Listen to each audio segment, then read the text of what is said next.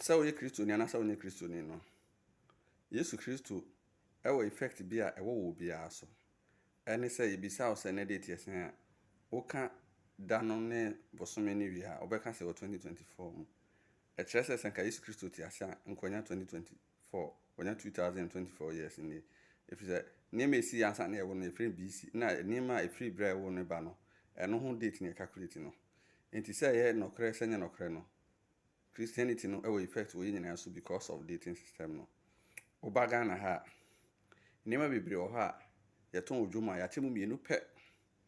ye wo indigenous one and ye foreign one na indigenous one no ye mfra ne Ghana ye frɛ na Asante nti bi ne abrofo mo ene Asante mo abrofo kwadu ene Asante kwadu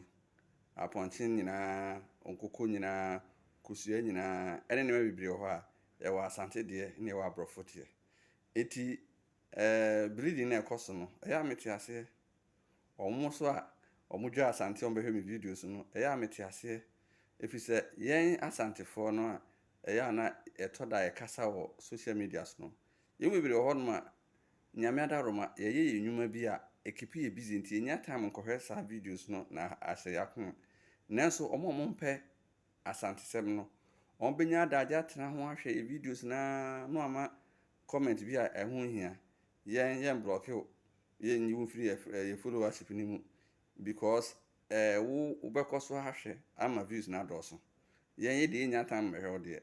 eti bleeding is allowed do be kan bi ya no yen sheda mfa ho sa bye bye.